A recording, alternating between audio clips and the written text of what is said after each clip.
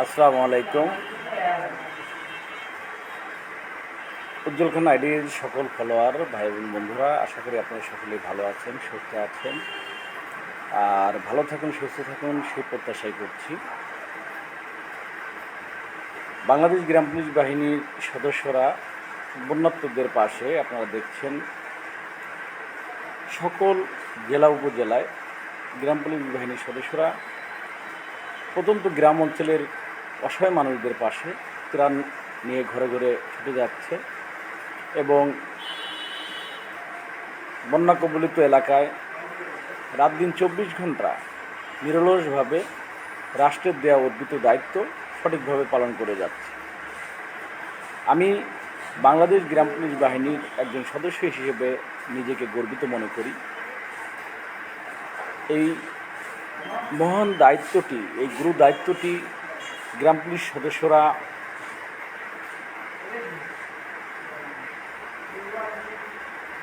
করে যাচ্ছে, দায়িত্বটি পালন করে যাচ্ছে। আপনারা দেখেছেন 230 বছরের এই বাহিনী এই রাষ্ট্রের অত্যন্ত প্রহরী হয়ে কাজ করে যাচ্ছে সুনামের সাথে। আমরা রাষ্ট্রের সকল প্রতিকূল পরিস্থিতিতে রাষ্ট্রের প্রয়োজনে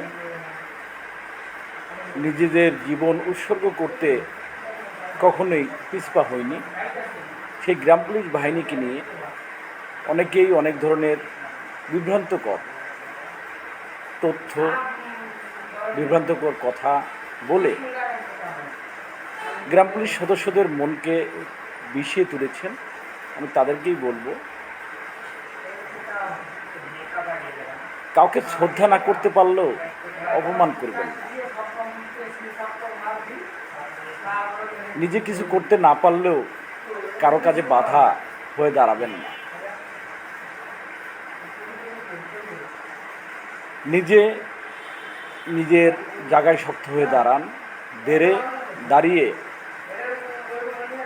আপনার দিকে তাকিয়ে আছে দেখেন হাজারো মানুষ, তাদের স্বপ্ন বাস্তবায়নের জন্য কাজ করে যান। তাহলেই দেখবেন আপনি সম্মানিত হয়েছেন, আপনি শ্রদ্ধার জায়গায় গিয়েছেন। কাউকে ছোট করে আজ পর্যন্ত আমি দেখিনি কাউকে বড় হতে, কাউকে লাঞ্ছিত করে কেউ সম্মানিত হয়েছে এমন নজির আমি দেখিনি। তবে অবশ্যই সম্মানিত ব্যক্তিদের সম্মান দিয়েই আপনি সম্মানিত হতে পারবেন। বাংলাদেশ গ্রাম পুলিশ বাহিনীর সম্মানিত কিছু সদস্য ভাই এবং বন্ধুরা, আমি আপনাদের কাছে বিনয়ের সাথে অনুরোধ করছি, সোশ্যাল মিডিয়া ফেসবুকে আপনারা যে ধরনের বাজে কমেন্ট করেন, আপনাদের যদি ন্যূনতম শিক্ষার আলো ভিতরে থেকে থাকে, আপনাদের কাছে রিকোয়েস্ট করব, আপনারা যে কোনো ব্যক্তিকে কোনো কথা বলতে হলে তার ফোন নাম্বারে ফোন দিন। আপনি তার মেসেঞ্জারে যে তার নাম্বার নিন। যেমন আমার সাথে কথা বলতে হলে আমার ফেসবুক আইডিতে ঢুকলেই আমার ফোন নাম্বারটা পেয়ে যাবেন। সো আপনারা অবশ্যই উচিত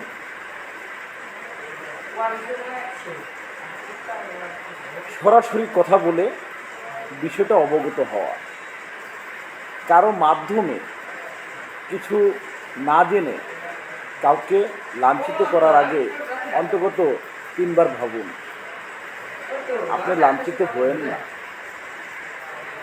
আপনি যে কর্মটা করবেন তার বিপরীতে আপনার জন্য তেমনি একটি সময় অপেক্ষা করছে।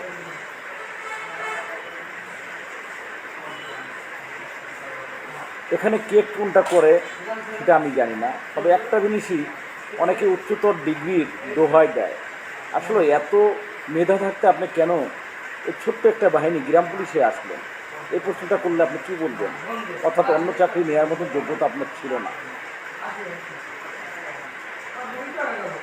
কারণ আপনি যদি উচ্চ ডিগ্রিধারী হয়ে থাকেন তাহলে অবশ্যই আপনি অন্য কোনো চাকরিতে অবশ্যই যেতে পারতেন।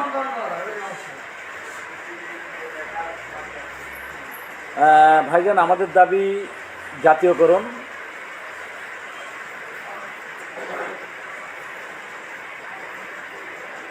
রাফিজ আহমেদ মামলা তো 2 নম্বরে আসেই নাই। আমি বললাম না, এই যে রাফিজ আহমেদ দেখেন, এ অনেক উচ্চ শিক্ষিত একটা ছেলে, আসলে সঠিকটা না জেনে কিছু কমেন্ট করে। আপনার কোনো কমেন্টার জবাব আমি দেবো না, তবে এখন আপনাকে জবাব দিচ্ছি। 9 নম্বরে আমাদের মামলাটি তালিকায় এসেছিল শুধুমাত্র প্রধান বিচারপতির কাছে আবেদন করার কারণে, আপনাদের কারণে নয়। তো যেটা করেছি সেটা এসেছে এবং টিভি নিউজে সবাই দেখেছে। রাষ্ট্রপক্ষের অ্যাটর্নি জেনারেল নতুন, বারবার লাইভগুলোতে বলছি, আপনারা ভালো করে না শুনে গেট করে একটা কমেন্ট করে বসেন। আসলে এটা হচ্ছিল আপনাদের অবক্ষয়, একটা যে বিষয় আছে, আমি আসলে সেই কথাগুলো বলতে চাই না, তবে একটা কথাই বলবো, নিজেকে অতি জ্ঞানী বা অতি শিক্ষিত ভাবাটা এটা মনে হয় বোকামি। সব কিছুরই শিক্ষার প্রয়োজন আছে। হয়তোবা আমি যত যাই করি না কেন, যে কোনো কাজের ক্ষেত্রে তার কাছে আমার যেতে হবে। আদালতের বিষয়, আইনের বিষয়গুলো আপনাদের বুঝতে হবে, জানতে হবে। কারণ 9 নম্বরে আমাদের মামলাটি ছিল, 8 নম্বর পর্যন্ত শুনানি হয়েছে। 9 নম্বরে রাষ্ট্রপক্ষ 2 সপ্তাহ সময় চেয়েছে। আমাদের আইনজীবীরা সময় দিতে নারাজ ছিল। তারা বলেছে মাইলন কোনো সময় দেওয়া যাবে না। সেই মর্মে রাষ্ট্রপক্ষের অ্যাটর্নি জেনারেল হাত জোর করে 1 নম্বর বেঞ্চের অর্থাৎ প্রধান বিচারপতি সহ অন্যান্য বিচারপতিদের প্রতি সে আবেদন করে যে আমি নতুন দায়িত্ব নিয়েছি অ্যাটর্নি জেনারেলের, ফাইল আমি খুঁজে পাচ্ছি না, তো ফাইলটি খুঁজে পাওয়ার জন্য আমার সময় লাগবে। সে মর্মে রাষ্ট্রপক্ষকে 2 সপ্তাহ সময় দিয়েছে। অর্থাৎ ভকেশনালের পরে, অর্থাৎ এই যে সেপ্টেম্বর মাসে যে বন্ধটি আছে, সেই বন্ধর পরে, কোর্ট খোলার পরে 14 কার্য দিবস পরে আমাদের মামলাটি শুনানি হবে। আশা রাখি বুঝতে পেরেছেন। তো রাফিজ আহমেদ সাহেব 2 নম্বরে মামলা ছিল না।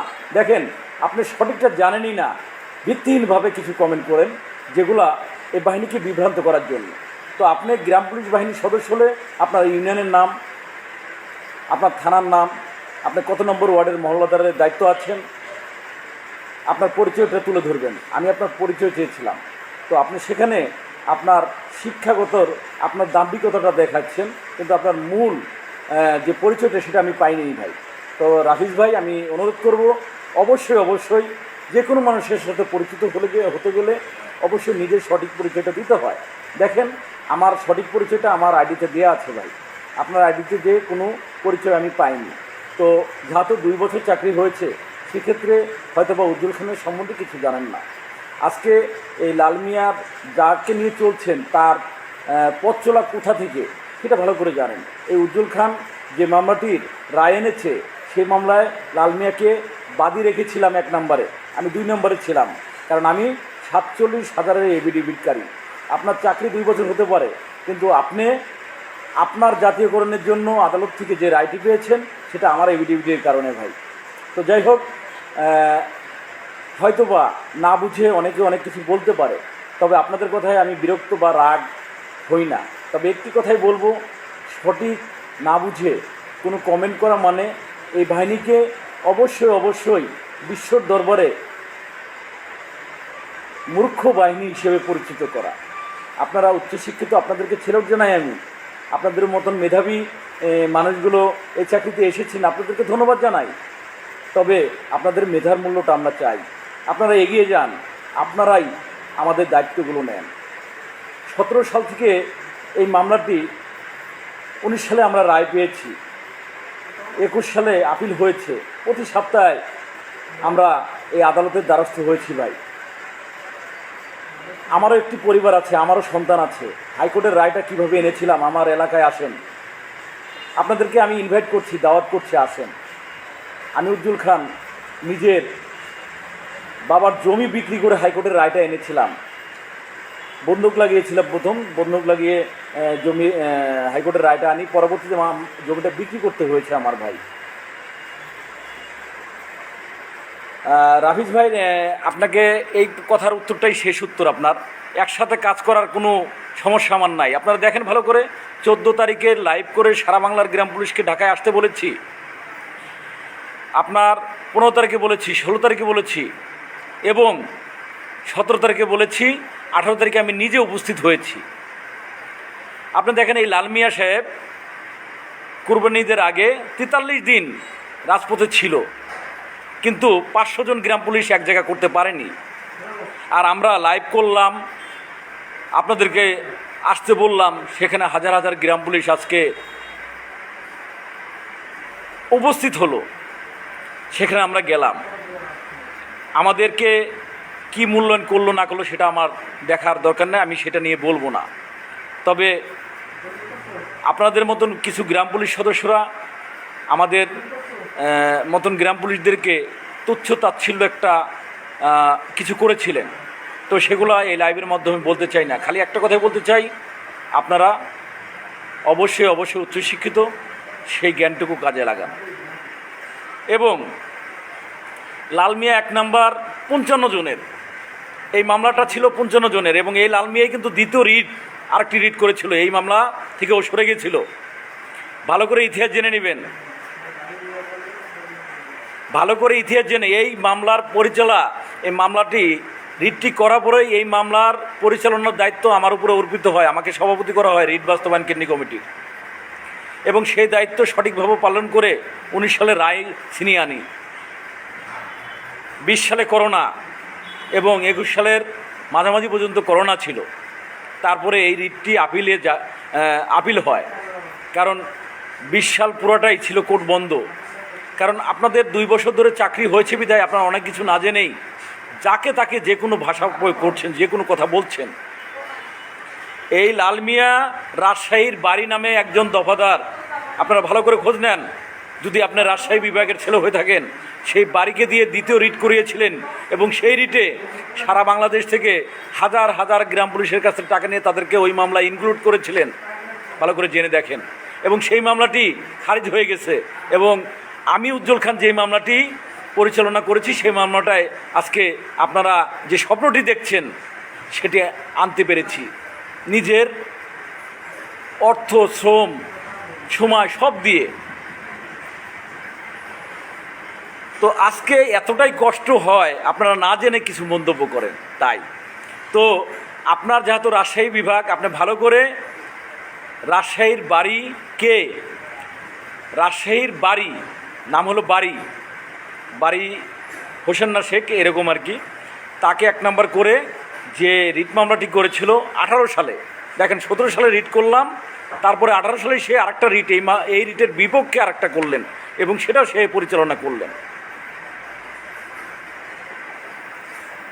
তো সবসময় সে স্রোতের বিব্রতি ছিল। আমি বারবারই তাকে নিয়ে, শুধু না, কর্মচারী ইউনিয়ন সহ সকলকে নিয়েই এই মামলাটি পরিচালনা করার জন্য বারবার চেষ্টা করেছি, কিন্তু এই মামলার এই মানুষগুলো বিভিন্ন জেলা উপজেলা থেকে কি করেছে সেগুলো জানেন, যেহেতু আপনারা নতুন, যে কারণে আপনাদেরকে আমি অনুরোধ করব, কারো বিরুদ্ধে এমন কোনো কথা বলে তার মনে কষ্ট দেওয়ার আগে আপনারা আগে বিশ্লেষণ করবেন যে আপনার যে কথাটা, সে কথাটা কতটুকু যুক্তিযুক্ত।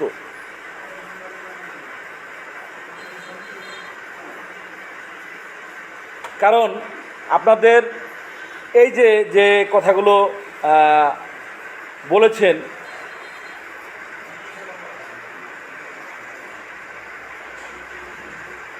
রাফিজ আহমেদ এই কথাটা সম্পূর্ণ ভিত্তিহীন, আন্দোলন কোনো কিছুই মেনে নেয়নি। কী ফলাফল পেয়েছেন বলেন? ভিত্তিহীন কথা শোনেন, মুখের কথা আর পেপারসের কথা এক নয়। কুরবানি ঈদের আগেও কিন্তু লাল মিয়া বলেছিল হয়ে গেছে, প্রমাণটা দেখাইতে বলবেন। অটোমেটিক শুনানি হয়ে যাবে, আইনজীবী না দাঁড়ালেই হয়ে যাবে, মামলা পরিচালনা করা লাগবে না।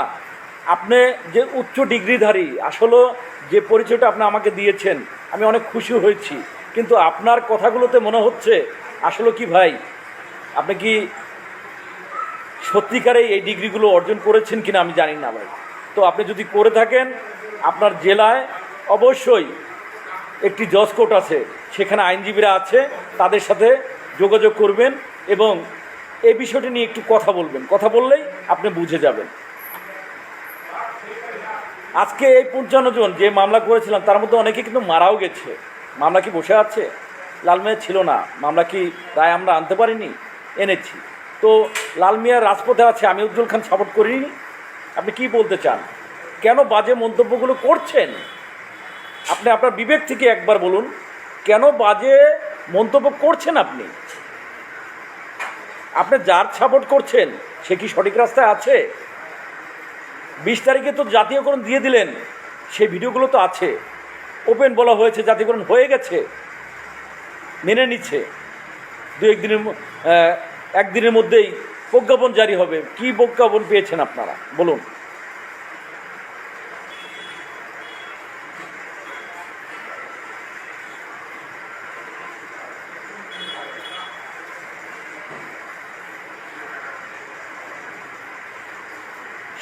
সুমন আহমেদ ভাই, আদালত কর্তৃক যে রায়গুলো হবে সেটা বাস্তবায়ন করার জন্য এই সরকারের যথেষ্ট ক্ষমতা আছে।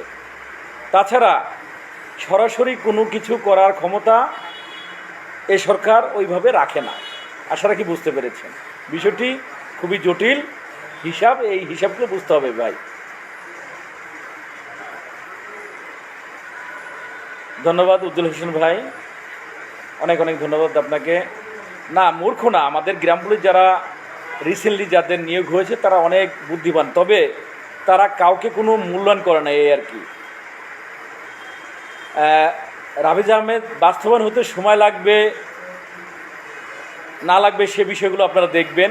একমাত্র বারবারই বলেছি, বারবারই আপনাদের বলছি, কারো পক্ষ হয়ে ছাপাই গাওয়ার দরকার নেই। কারণ আপনি যখন বাস্তবতার মুখোমুখি হবেন তখন আপনার এই মানে এক ধরনের জেগে জেগে স্বপ্নর একটা বিষয় আছে না, সেটা হারিয়ে যাবে। বাস্তবতার কাছে স্বপ্ন হারিয়ে যায় ভাই।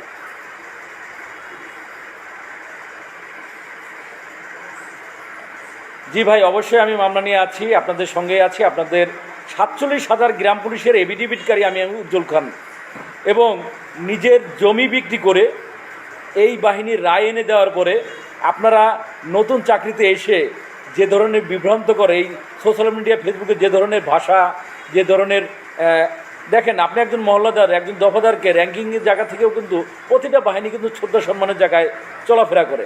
তো আপনার সিনিয়রকে কীভাবে কথা বলা হয় এগুলোও কিন্তু আমাদের জানা উচিত।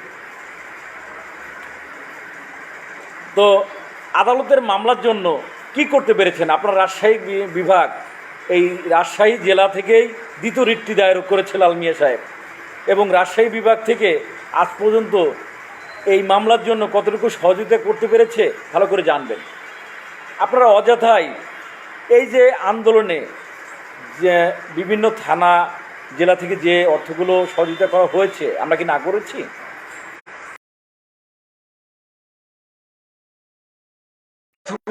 শুধুমাত্র কাজে লেগেছে, মানুষ ঢাকায় থেকে খেয়েছে, লাগে।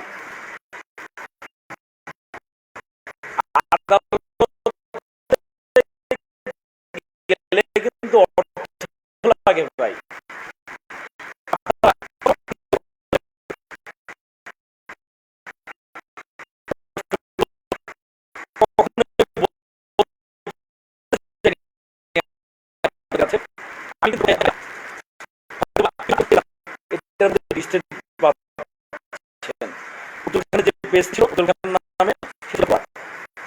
এটা মাত্র অল্প কিছু,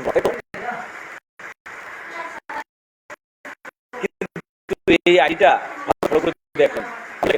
এবং 1400 থেকে এই সরকারি পোশাকটি গায়ে নিয়ে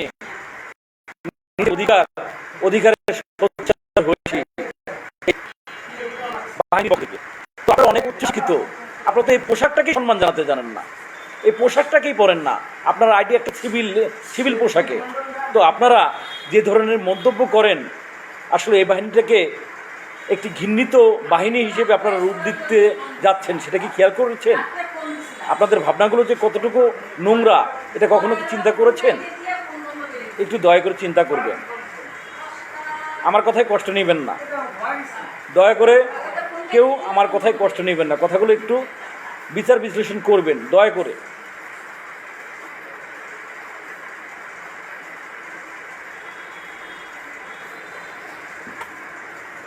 আমরা কারো বিরুদ্ধে কোনো কমেন্ট, কোনো লাইভ আমার দেখাতে পারবেন না, কোথাও বলিনি, কিন্তু বলতে বাধ্য করছেন আপনারা। আপনাদের এই বাজে কমেন্টগুলো সত্য বেরিয়ে আসছে, সত্যগুলো বলতে বাধ্য হচ্ছে। আর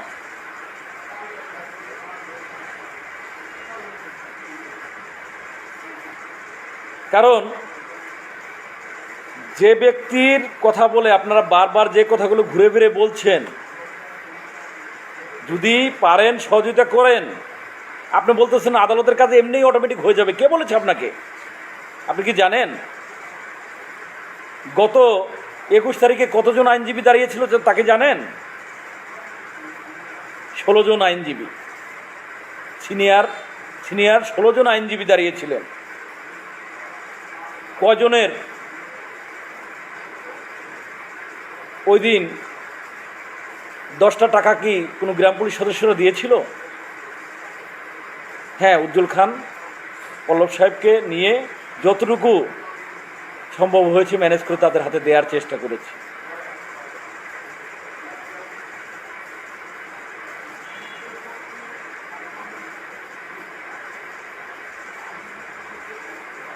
উজ্জ্বল হোসেন ভাই, আমি তো বারবারই বলেছি সাধারণ গ্রাম পুলিশদেরকে বিভ্রান্ত করেছে এবং গ্রাম পুলিশের যেই সিম্পিতি ভালোবাসার সাথে প্রতারণা করা হয়েছে।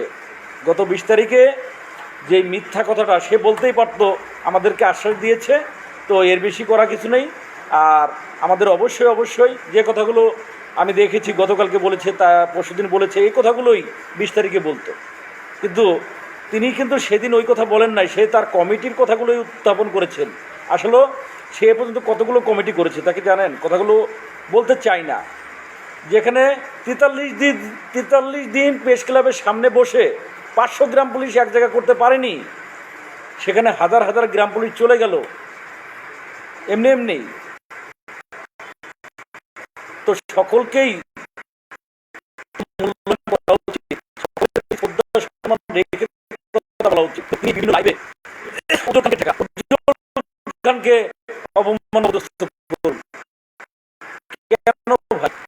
উজ্জ্বলকে আপনার বিরুদ্ধে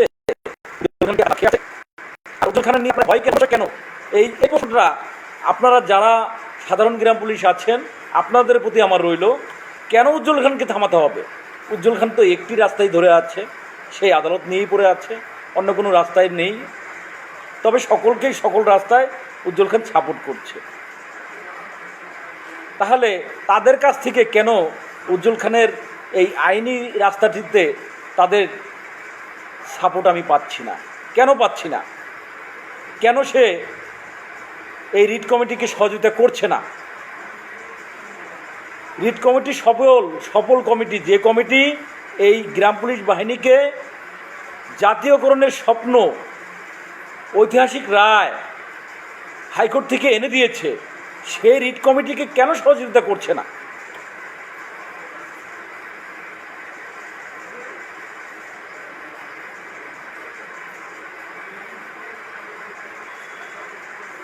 এই প্রশ্নগুলো আপনাদের কাছে রইল।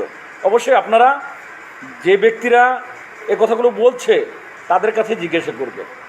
আসলে উজ্জ্বল খান তাদের বারাভাতে হয়তো বা ছাই দিয়ে, কারণ সত্যটা প্রকাশ হয় তো।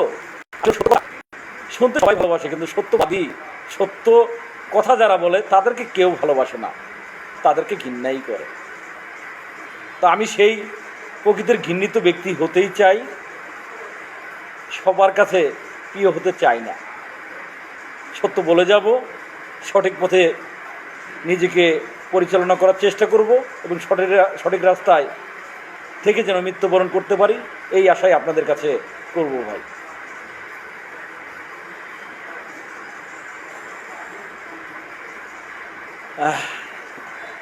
মানন ভাই, অনেক অনেক ধন্যবাদ আপনাকে। তো যাই হোক, স্বপ্ন গ্রাম পুলিশের অবশ্যই পূরণ হবে। আপনাদের কাছে আমার বারবারই বলেছি, দেখেন, স্রোতের বিপরীতে যাবেন না। এই ছাত্র আন্দোলনে আমি উজ্জ্বল খান কিন্তু ছাত্রদের পক্ষে লাইভ করার কারণে দোষী হয়েছিলাম, কিন্তু ছাত্ররা বিজয় অর্জন করেছে।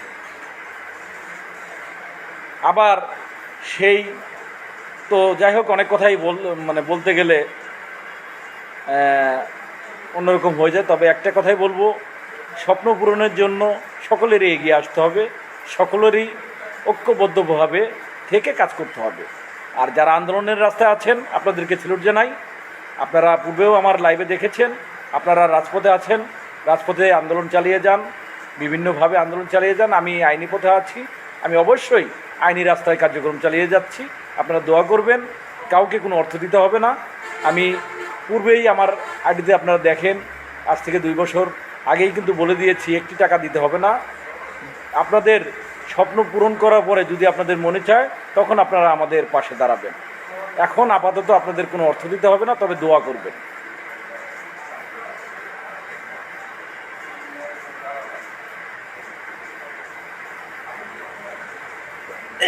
জি উজ্জ্বল হোসেন ভাই, ধন্যবাদ আপনাকে। আমি শুধু ঢাকা বিশ্ববিদ্যালয়, চট্টগ্রাম বিশ্ববিদ্যালয় সহ বাংলাদেশের যে বিশ্ববিদ্যালয়গুলো আছে সেখানে আমাদের গ্রাম পুলিশের সন্তানরা, উচ্চ শিক্ষিত মেধাবী সন্তানরা আছে। আমি তাদের সকলের কাছে বিনয়ের সাথে অনুরোধ করছি, তাদের বাবাদের যে স্বপ্নটি, সেই স্বপ্নটি পূরণের জন্য তাদেরও এগিয়ে আসতে হবে এবং স্বপ্ন পূরণের এই সম্মানিত গ্রাম পুলিশ বাহিনীর গর্বিত সন্তানদের প্রতি অনেক কথাই ছিল, হয়তোবা সেই কথা থেকে আমি সরে গেলাম, আর সেই কথাগুলো এখন আর বলবো না। সকলে ভালো থাকবেন, সুস্থ থাকবেন। হাজারো কথার পরে হাসি মুখেই আপনাদের মাঝে বা আপনাদের কাছ থেকে বিদায় নিতে চাই, আপনাদের সাথে হাসি মুখেই থাকতে চাই।